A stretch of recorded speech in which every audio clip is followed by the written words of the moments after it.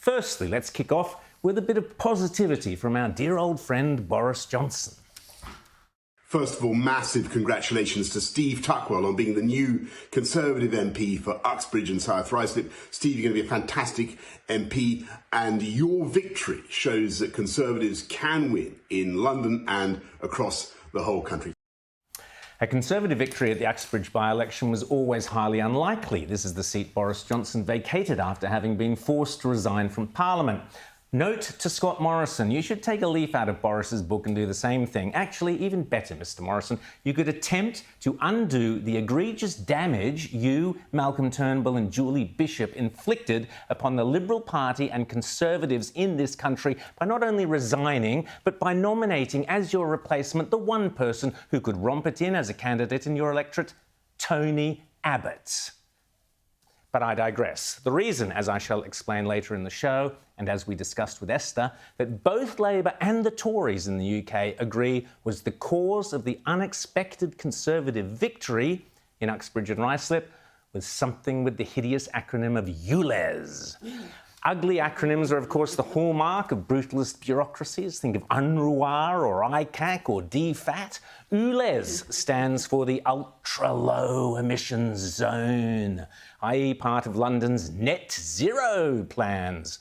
This zone had been recently extended to include people in the outer London Uxbridge area. And whoopity-doo-dah! What do you think happens every time all the blowhards who bang on about reducing emissions to save the planet suddenly realise it will actually impact on their own lives? My goodness.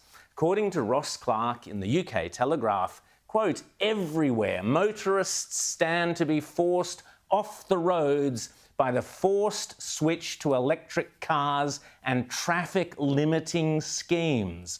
The drivers' revolt is spreading beyond ULEZ, says Ross, and it could doom Labour.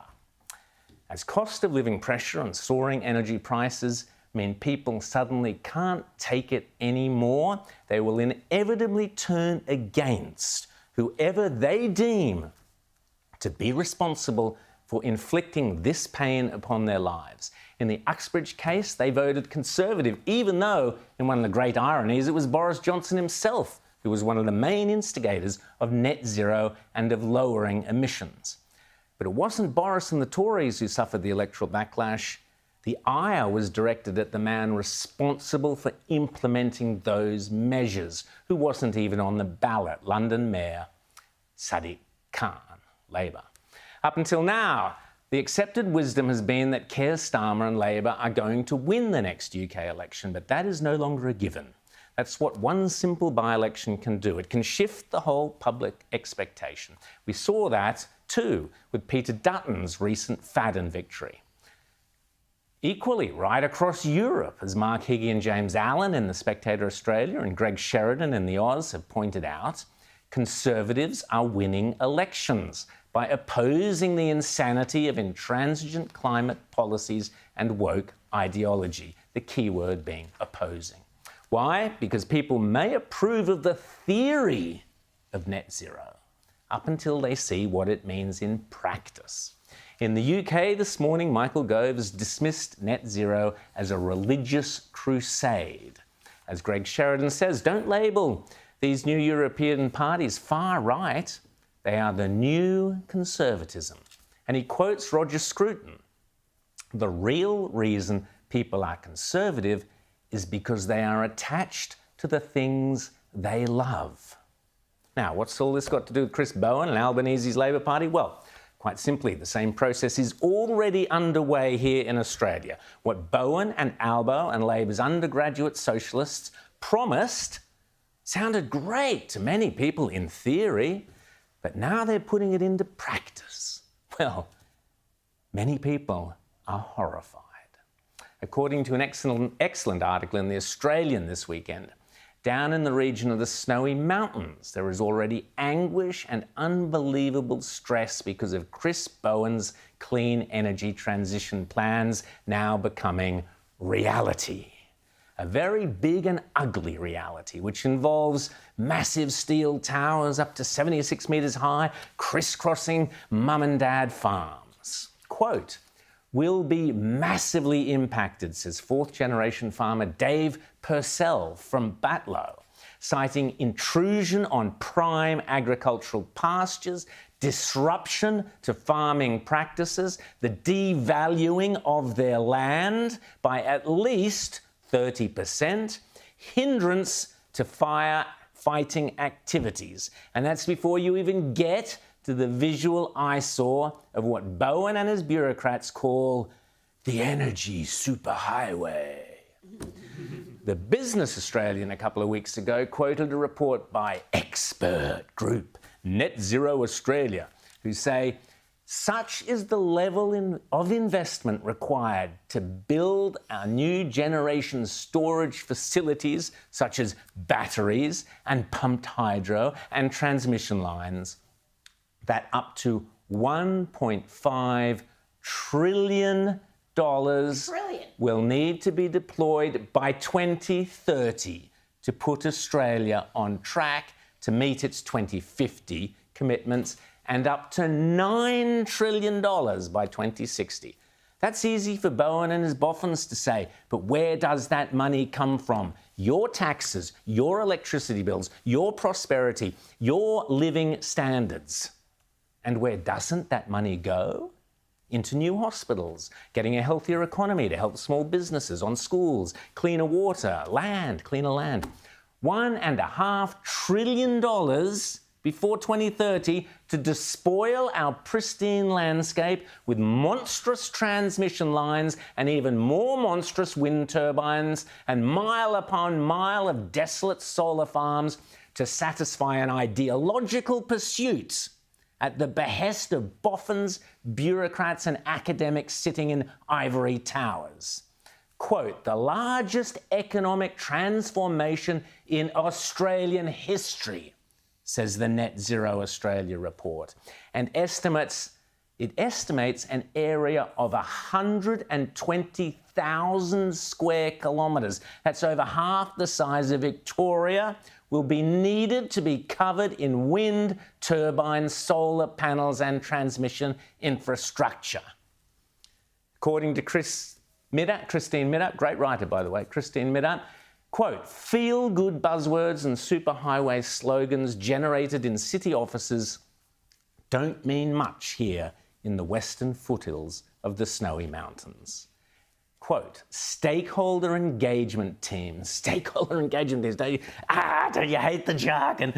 With their bright smiles, their soothing assurances and their veiled threats of compulsory acquisition.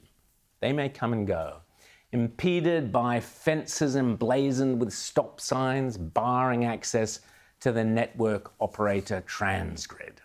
And here's the rub, Christine goes on. The resistance runs deep.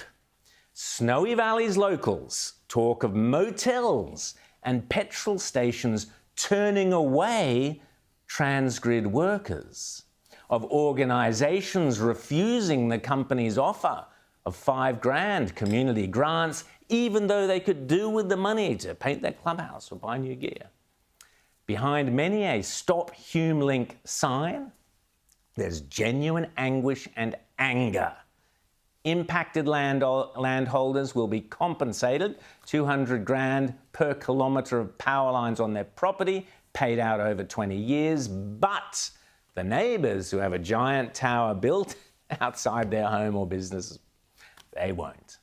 And let's not forget, the HumeLink transmission project is to link up to the Snowy 2.0 scheme. That's the one where the tunnel boring machine is still stuck in the tunnel and is way over budget and way over time, and whose former CEO labelled Labor's green energy plans as bullshit.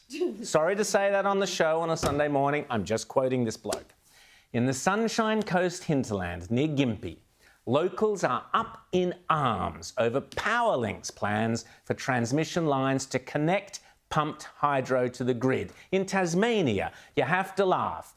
One-time leader of the Greens, Bob Brown, is leading the protest against Bowen's $3.5 billion Marinus underwater cable, which the Albanese government claims will help decarbonise the nation. But Bob Brown is against it, as he was against a recent wind turbine proposal because of the harm they do to the environment. Oh. Just west of Yass, near my hometown of Canberra, Mary Jane Betts, an environmentalist and lover of the land, is furious at the 8 towers, each one as high as the pylons of the Sydney Harbour Bridge, that have been slated to go on her land. And she is beside herself with rage about what will happen to the wildlife and to certain Indigenous women's culture on her land. Mary Jane says it is absolutely soul-destroying what they're planning to do and at the way we are being treated. And she says, I hate that this has made me so angry because we are not angry people. Angry too, according to Christine Middap, are Ross Smith and his family just near Tumut. People in the local community had the towers redirected away from their own properties and over the Smiths' properties. Nice. It's ripped the community apart, he says. Long-standing friends and neighbours no longer speak to each other. Worse, the fireys have said they will not fight fires that are anywhere near high-voltage transmission lines. So come the next fire, says Ross, we're doomed. His wife Mandy says she has felt isolated and withdrawn from the community now and was even contemplating suicide last year. I felt that life wasn't worth living, she said. So, do our politicians care about such trivial matters as how individual landowners may or may not feel? Here's Nationals MP Dr. David Gillespie. My question is to the Minister for Climate Change and Energy.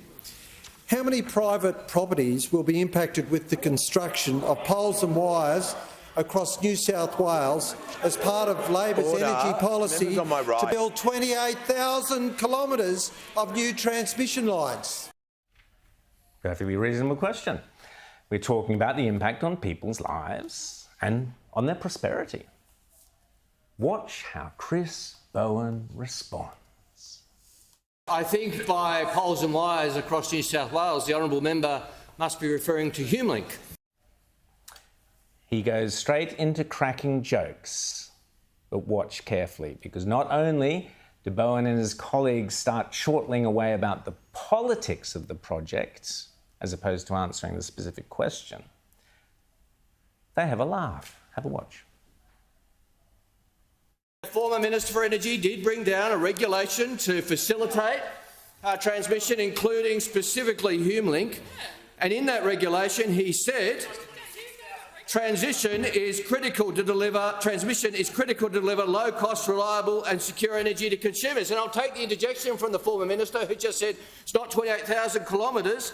Well, he did say on the 18th of March this year, thousands of kilometres of new transmission is likely to be needed to connect new generation and deliver reliable, affordable energy. They laughed. They laughed at people, at your lives. They think it's a huge joke. All they care about is the politics. I guess you can afford to laugh when it's not going over your land. And when you've got a pension for life, you don't have to worry about it. As One Nation Senator Malcolm Roberts writes in The Spectator Australia this week, green energy is not cheap energy, and Australians have the power bills to prove it. So-called green energy is a parasitic malinvestment, with each claimed green job costing at least 2.3 real jobs in the productive economy.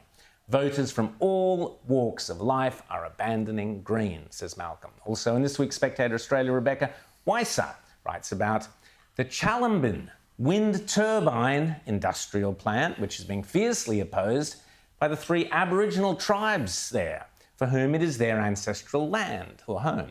The opposition has been ignored. Arc Energy's wind farm proposal involves bulldozing native tropical forest across an area of 10.7 square kilometres, adjacent to a World Heritage listed site, 146 kilometres of roads, 94 turbines, each 250 metres high, some of the highest in Australia. As Rebecca writes, if the proposed development at Challenburn was a coal mine, it would never happen. The hypocrisy is breathtaking.